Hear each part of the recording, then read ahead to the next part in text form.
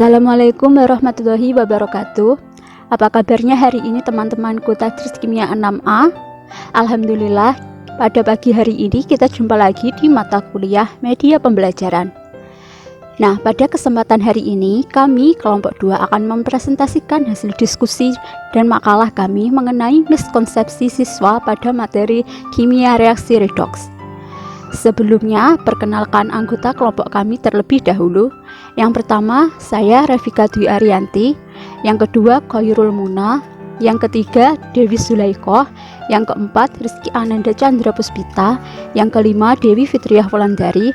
Yang keenam, Kamila Ihda Nuzuli Rohmah. Yang ketujuh, Luis Bunga Puspita. Yang kedelapan, Fitri Widiawati. Yang kesembilan, Ulfi Wijayanti.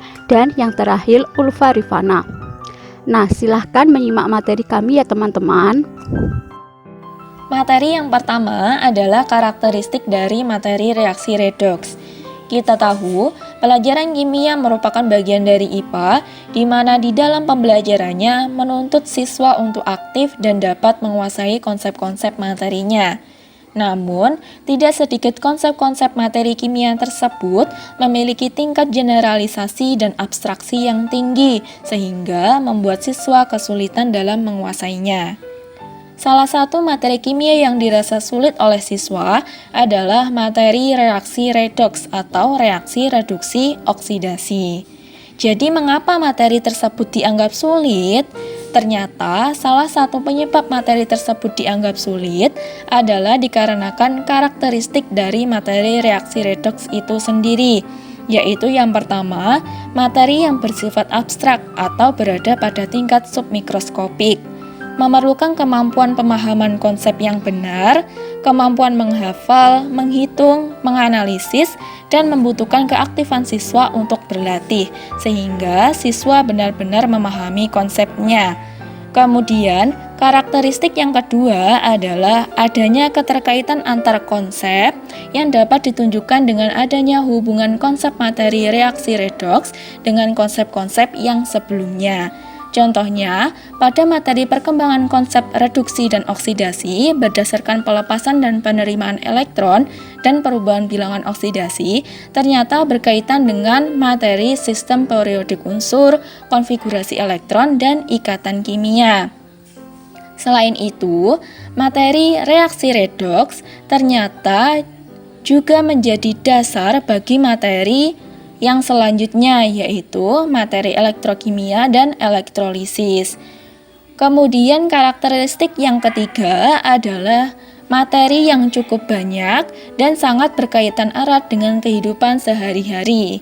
Ternyata banyak sekali peristiwa di sekitar kita yang termasuk ke dalam reaksi redoks, seperti respirasi, fotosintesis, pembakaran bahan bakar, fotografi, dan pemurnian logam. Untuk selanjutnya, materi reaksi redoks. Bilangan oksidasi unsur dalam senyawa atau ion. Bilangan oksidasi adalah angka yang menunjukkan jumlah dari elektron suatu atom yang dilepaskan atau diterima atom dalam suatu senyawa, di mana senyawa tersebut terbentuk melalui ikatan ionik. Cara menentukan biloks dalam suatu senyawa dapat dilihat berdasarkan beberapa aturan berikut ini. Yang pertama, biloks atom dalam unsur atau unsur bebas sama dengan 0. Yang kedua, biloks atom H dalam suatu senyawa umumnya adalah +1, kecuali dalam senyawa hibrida seperti LiH, AlH3, dan MgH2, biloks atom H sama dengan -1. Yang ketiga, biloks atom O dalam senyawa umumnya adalah -2, kecuali dalam senyawa F2O biloks atom O adalah +2. Yang keempat, biloks atom logam dalam senyawa selalu positif. Yang kelima, jumlah biloks atom-atom dalam senyawa adalah 0.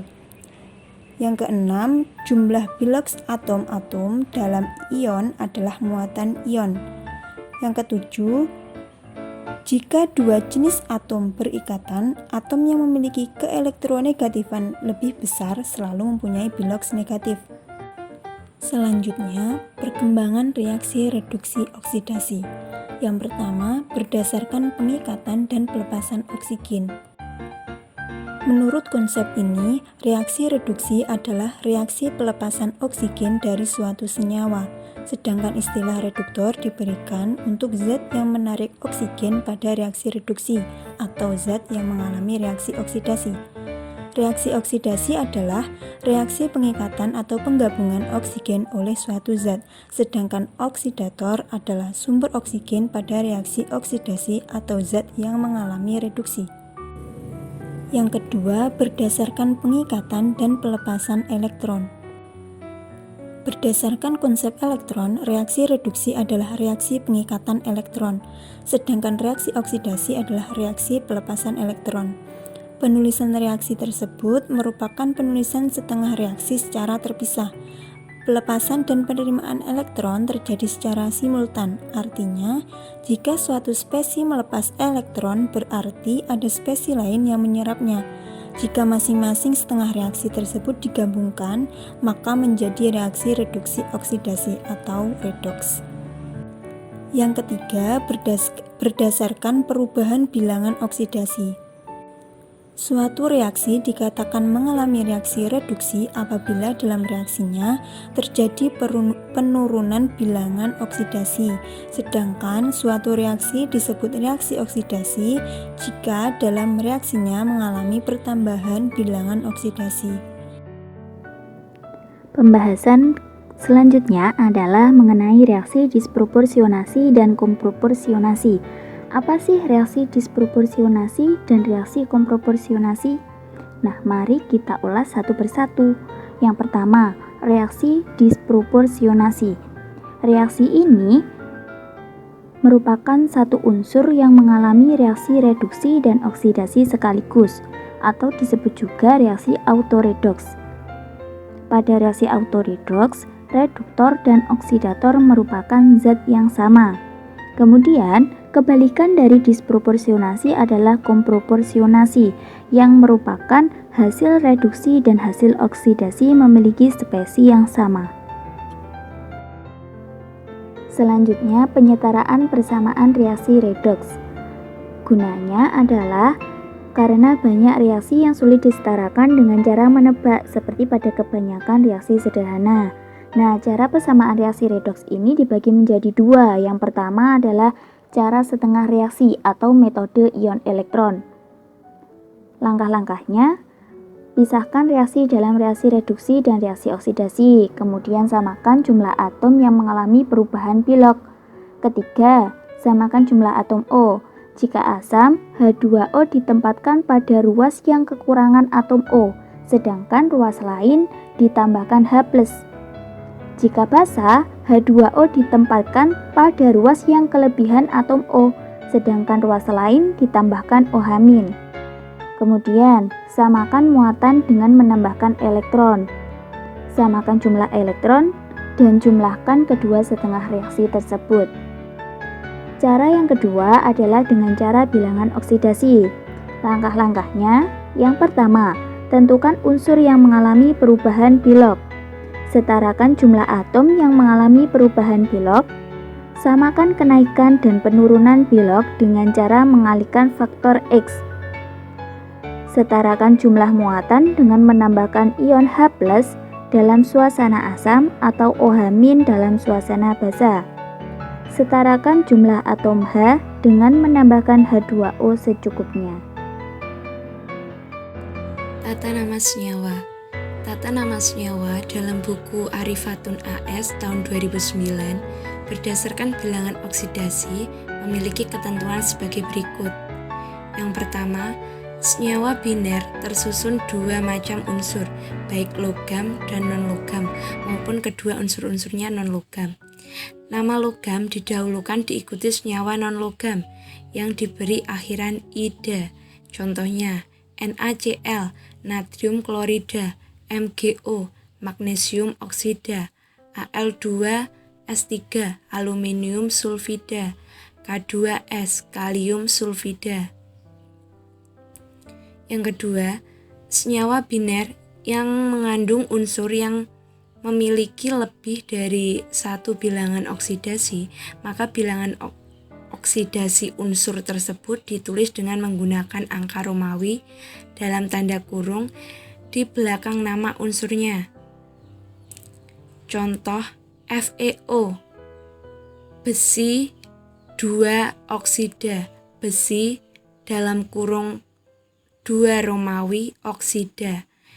Fe2O3, besi 3 oksida. SnCl2, timah 2 klorida. SnCl4, timah 4 klorida. Dan yang terakhir, senyawa ionik diberi nama dengan cara menyebutkan nama kation diikuti nama anion.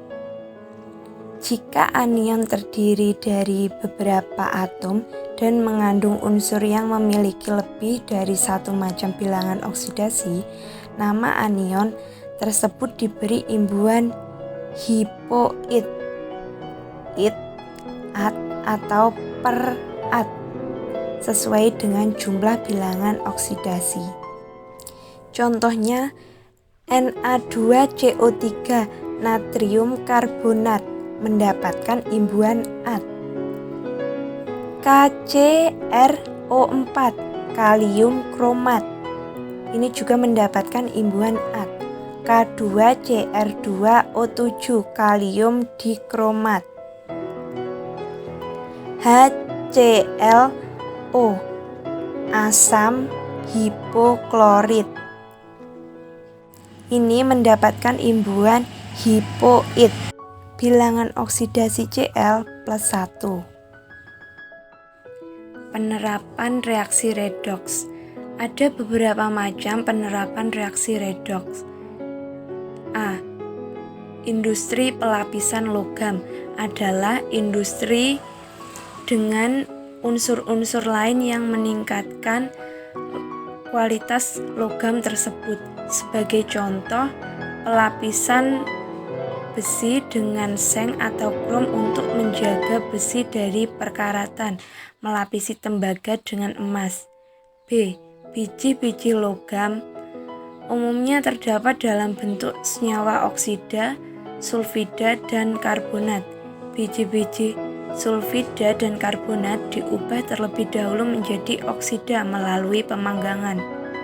Setelah itu, biji oksida direduksi menjadi logam. Contohnya ini pada besi, diperoleh dengan cara mereduksi biji besi Fe2O3 dengan reduktor kokas C dalam tanur tinggi. C akan teroksidasi menjadi CO dan CO akan mereduksi Fe2O3 menjadi Fe. Reaksinya 2C plus O2 menjadi 2CO.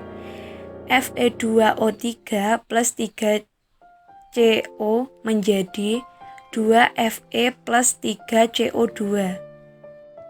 Yang C, industri aki dan baterai aki.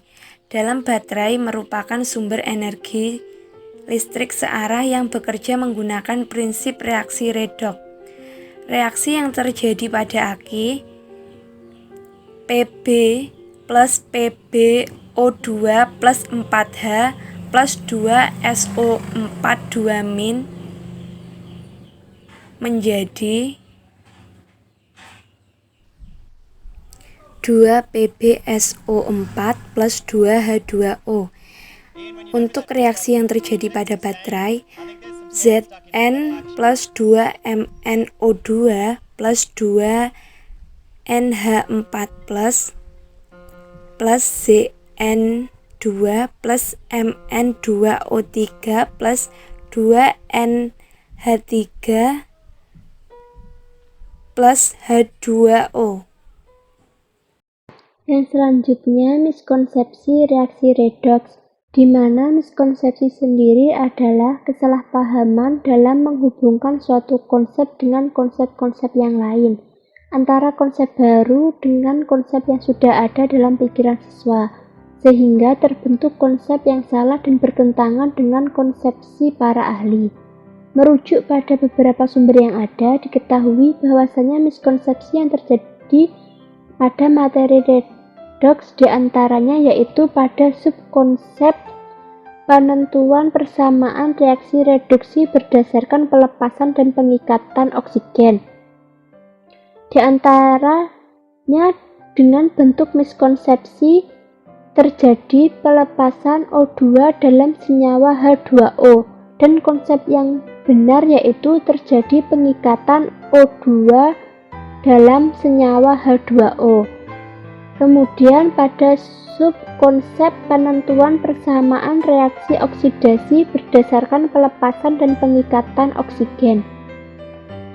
Di antaranya dalam bentuk miskonsepsi yaitu terjadi pengikatan oksigen dengan dihasilkan O2 dan konsep yang benar yaitu terjadi pelepasan oksigen dengan dihasilkan O2.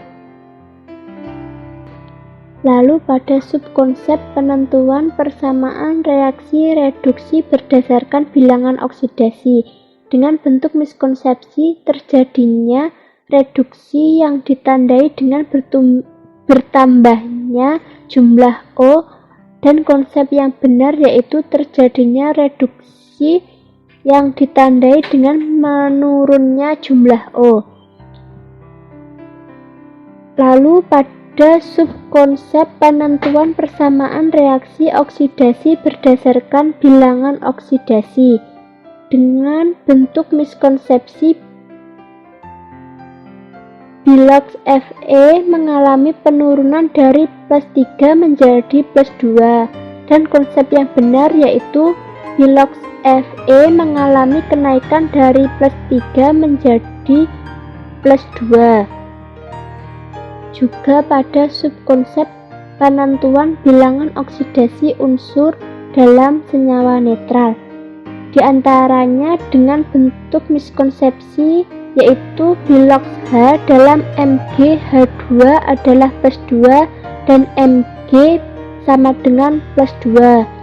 Dan konsep yang benar yaitu bilox H dalam Mg H2 adalah +2 dan Mg sama dengan +2. Dan masih banyak lagi miskonsepsi yang terjadi pada materi reaksi redoks. Yang selanjutnya yaitu reaksi redoks dalam Al-Quran. Salah satu ciptaan Yang Maha Esa yang keberadaannya banyak ditemukan di muka bumi yaitu besi, di mana besi tersebut termaktub dalam Al-Quran surat Al-Hadid ayat 25 yang bunyinya A'udzubillahi minasyaitonirrajim Bismillahirrahmanirrahim Laqad arsalna rusulana bil bayyinati wa anzalna ma'ahumul kitaba wal mizana liyaquman nasu bil qisti wa anzalna al-hadida fihi ba'sun syadidun wa manafi'u lin-nasi wa liya'lamallahu man yansuruhu wa rasuluhu bil ghaib innallaha qawiyyun aziz, yang artinya yaitu sungguh kami telah mengutus rasul-rasul kami dengan membawa bukti-bukti yang nyata, dan kami turunkan bersama mereka kitab dan neraca atau keadilan agar manusia tidak berlaku adil. Besi merupakan salah satu logam yang banyak dijumpai di dalam kerak bumi. Besi telah digunakan selama ribuan tahun dan kini terutama dimanfaatkan sebagai bahan dasar pembuatan baja. Besi meliputi sekitar 5% dari kerak bumi dan sekitar 35% dari materi bumi secara keseluruhan. Pengintegrasian nilai-nilai keislaman dan reaksi redoks terhadap kekuatan benteng besi Iskandar Zulkarnain. Dalam Al-Quran, Surah Al-Kahfi ayat 96-98, nilai-nilai keislaman diartikan bagian dari nilai material yang terwujud dalam kenyataan, pengalaman rohani dan jasmani. Nilai-nilai Islam merupakan tingkatan integritas kepribadian yang mencapai tingkat budi atau insan kamil. Dalam pembahasan ini menjelaskan tentang integrasi nilai-nilai keislaman yang terkandung dalam Al-Quran surat Al-Kahfi ayat 96-98 yang berbunyi A'udzubillahi minasyaitonirrajim Bismillahirrahmanirrahim آتوني زبر الحديد حتى إذا سوى بين الصدفين قال انفخوا حتى إذا جعله نارا قال آتوني أفرغ عليه قدرا فما استطاعوا أن يظهروه وما استطاعوا له نقبا قال هذا رحمة من ربي فإذا جاء وعد ربي جعله دكا وكان وعد ربي حقا. Shadaqallahul Adzim. Mengenai rancangan media pembelajaran. Kelompok kami akan menggunakan media pembelajaran e-modul dengan bantuan aplikasi Flip PDS profesional untuk mengurangi miskonsepsi pada materi reaksi reduksi. Sebelum mempelajari bagaimana media pembelajaran e-modul pada materi reaksi reduksi, alangkah baiknya kita mengetahui apa sih itu media. Media diartikan sebagai sarana yang digunakan dalam penyalur pesan atau informasi yang hendak disampaikan oleh sumber pesan kepada penerima pesan.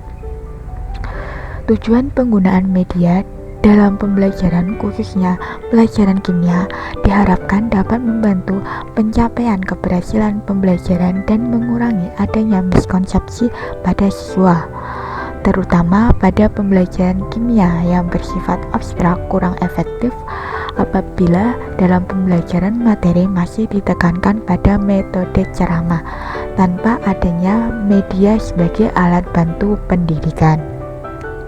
Sehingga penggunaan metode dan media yang tepat dapat membantu interaksi antara pendidik dan peserta didik.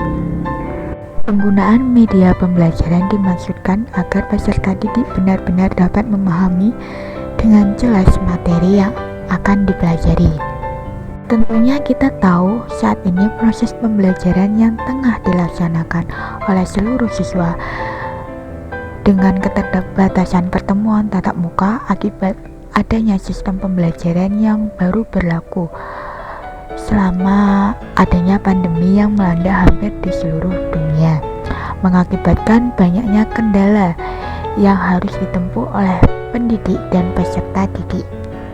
Dengan mengadopsi dan mengadaptasi teknologi yang semakin berkembang, aspek instruksional dan pengembangan media pembelajaran dapat dikembangkan dengan berintegrasi pada teknologi.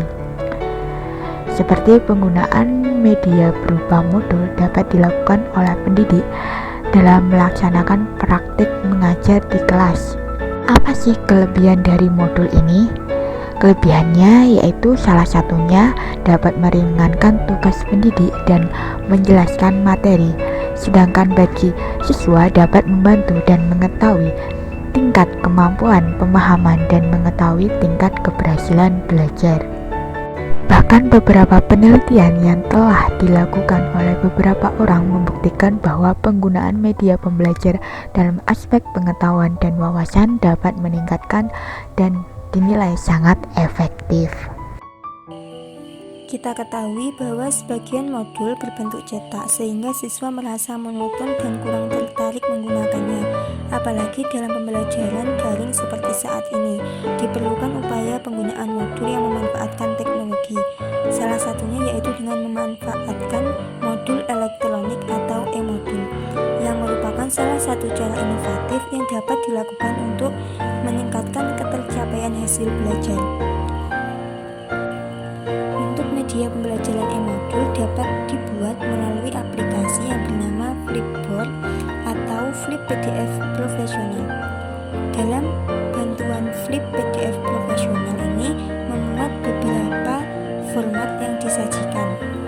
Kelebihan dari penggunaan e-modul adalah efisien dibawa kemana-mana dan dibuka kapanpun, dapat mengurangi anggaran pembuatan, mudah dipelajari, yang dilengkapi dengan gambar, animasi, dan video.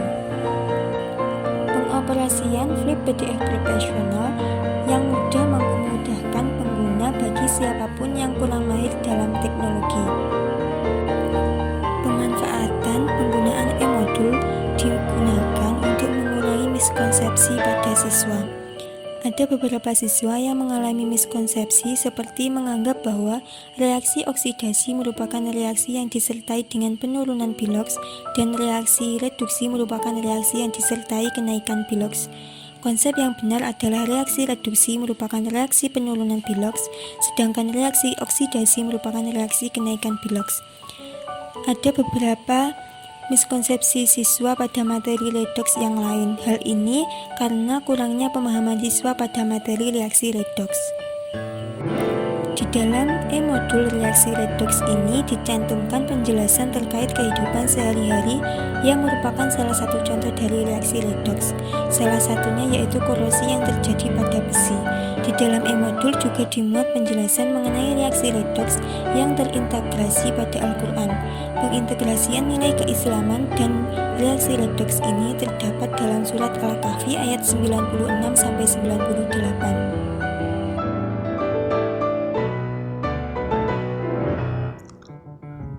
Baiklah teman-teman, itu tadi rancangan media pembelajaran kami kelompok 2 untuk mengurangi miskonsepsi siswa pada materi kimia reaksi redoks.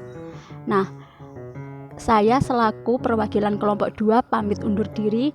Apabila ada kurang lebihnya kami mohon maaf. Wassalamualaikum warahmatullahi wabarakatuh.